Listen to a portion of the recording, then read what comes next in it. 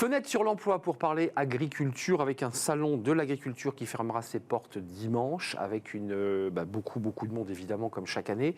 J'accueille Dominique Boucherel. Vous êtes secrétaire général, Dominique, de l'ANEFA et vous avez un stand comme beaucoup d'acteurs du monde agricole sur ce salon. D'abord, un petit mot sur ce salon de l'agriculture, indépendamment du caractère parfois un peu trop festif et bruyant. Qui vous avez rencontré et comment les choses se sont passées cette année? Est-ce que vous avez le sentiment que le cru 2023 vous a fait rencontrer de nouveaux visages motivés à s'engager dans le monde agricole? Disons que nous, on est sur l'axe de l'attractivité des métiers, l'emploi et la formation en agriculture. Donc on se rapproche des structures de l'enseignement qui sont diverses et variées en agriculture, aussi bien dans le secteur privé que public. Et après, on travaille aussi, on a des partenariats avec nos organismes sociaux que sont la MSA, c'est la structure mutuelle sociale agricole, voilà, et qui nous permet d'avoir des partenariats et des liens parce que c'est eux qui collectent quand même nos fonds. Les fonds. Une structure paritaire, ce sont des fonds qui viennent du paritarisme et donc qui sont prélevés sur les salaires des salariés agricoles. Très concrètement, Dominique, ça fonctionne comment l'ANEFA? Quelle est votre mission précise? Avec les fonds récoltés, qu'est-ce que vous faites et comment vous les engagez, ces fonds? Ces fonds sont justement pour la promotion des métiers. Donc nous, notre cœur de métier, c'est la communication, justement. On a à peu près 40 représentations au niveau national, parce que nous, je suis secrétaire de l'ANEFA, donc la structure nationale, mais après, on a des structures au niveau départemental et régional. On a à peu près 40 structures qui fonctionnent très bien, qui sont réactives et qui travaillent avec les conseils départementaux, les conseils régionaux, Pôle emploi. Et les chambres d'agriculture, j'imagine? Un peu moins? Un petit peu moins. Disons, c'est souvent les structures sont à l'intérieur des chambres ou des maisons de l'agriculture. Je voudrais vous faire entendre quelque chose, Dominique, parce que vous êtes quand même en première ligne sur cette question de la formation, de l'accompagnement et je dirais de la mobilisation de l'écosystème. On a accueilli la semaine dernière la nouvelle présidente de la coordination rurale, qui est une femme très engagée et qui est une productrice laitière dans le Finistère. Écoutez ce qu'elle dit. Et elle donne quand même une vision qui est assez sombre de l'évolution du métier. Écoutez, j'aimerais avoir votre réaction. Nous sommes rentrés dans une phase de désagriculturation. Oui. On nous prive de tous les moyens de production, que ce soit les moyens techniques, l'eau, le soin de nos plantes. Évidemment, la solution la plus facile, quand vous arrivez en fin de prêt, une exploitation comme la mienne vous la lâchez. Peut garder l'exploitation, mais laisser ces bâtiments vides.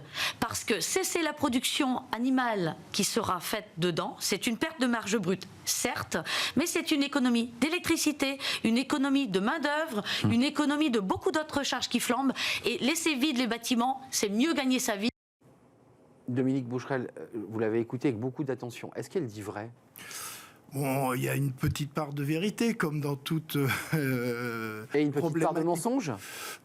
Disons que, parce que quand même, personnellement, je suis peut-être secrétaire général de l'ANEFA, mais je suis salarié de remplacement, donc je travaille principalement dans le secteur laitier. Donc, secteur que vous connaissez bien, puisqu'elle est... Oui, en plus, je ne suis pas très loin, puisque je suis en Loire-Atlantique, donc ça fait presque partie de la Bretagne. C'est un débat que vous ouvrez, on va le fermer. Non, mais je dirais que, bon, c'est sûr qu'en élevage, on a des problématiques telles qu'elle les a évoquées. Mais au jour d'aujourd'hui, on a quand même... la production laitière, c'est quand même une production qui est très importante en France, surtout sur le Grand Ouest, la Bretagne, les Pays de la Loire, dont je fais partie, et la Normandie. Mais concrètement, comment on rend attractifs des métiers qui ne le sont plus? Ça, c'est votre mission à l'ANEFA. Comment dire à des jeunes et des moins jeunes, tiens, et si tu te reconvertissais aussi dans les domaines agricoles, il y a plein de métiers, il n'y a pas uniquement à planter ou à traire les vaches, il y a plein d'autres métiers. Oui, et puis bon, quand on prend rien que le domaine laitier, je dirais, on traite les vaches, mais on est autour des animaux. Donc on commence déjà pour avoir une vache, pour avoir un veau. Donc il y a tout ce qui est lié à la reproduction. Après, il y a tout ce qui est lié, disons, à l'évolution et à la croissance des animaux. Donc tout ce qui est lié à l'alimentation. Et voilà, l'alimentation. l'allaitement, la vache laitière, les productions qui sont inhérentes autour de l'élevage laitier. Et puis je rajoute quand même tout le système électrique, voire même Voilà. électronique, dans les treilleuses mécaniques. Au jour d'aujourd'hui, on a beaucoup, la robotisation se développe. On a des robots justement qui interviennent pour traire les vaches. Oui. On a des robots qui repoussent l'aliment. On a des robots qui interviennent sur l'alimentation. Il y a même de l'intelligence artificielle avec des colliers connectés lorsque on va inséminer, c'est bien ça. Pour détecter les chaleurs sur les animaux, Ouais. mais ça permet aussi d'alimenter les animaux au mieux. Parce que quand ils viennent au robot pour se faire traire, c'est via aussi une alimentation supplémentaire.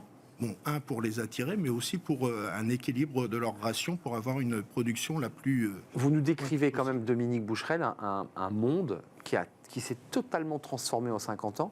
Et on n'est plus dans le monde paysan, on est vraiment dans un monde agricole très connecté, très moderne. C'est bien ça l'attractivité de votre métier. Oui, c'est ça l'attractivité de notre métier. Et d'autant plus, après, on va avoir des tâches beaucoup plus spécifiques dans certains corps de métier, comme le maraîchage, comme l'agro, du moins les travaux agricoles. Et on vous pique vos salariés parfois. Il y a des secteurs qui disent tiens, c'est pas mal le secteur agricole, ils sont très compétents. On est un bon creuset parce que bien souvent le secteur agricole est réputé pour avoir des gens qui sont motivés, polyvalents et qui ont toutes sortes de compétences, parce que à travers, on va revenir sur l'élevage laitier par exemple, comme vous dites, faut avoir des connaissances en informatique, faut aussi savoir réparer, faut être interactif, et c'est vrai que les secteurs qui nous touchent, qui sont à proximité, tels que le BTP, tels que le machinisme, ils viennent parfois piquer des compétences chez nous. Merci Dominique Boucherel de nous avoir rendu visite. Ose l'agriculture, c'est écrit d'ailleurs sur votre gilet,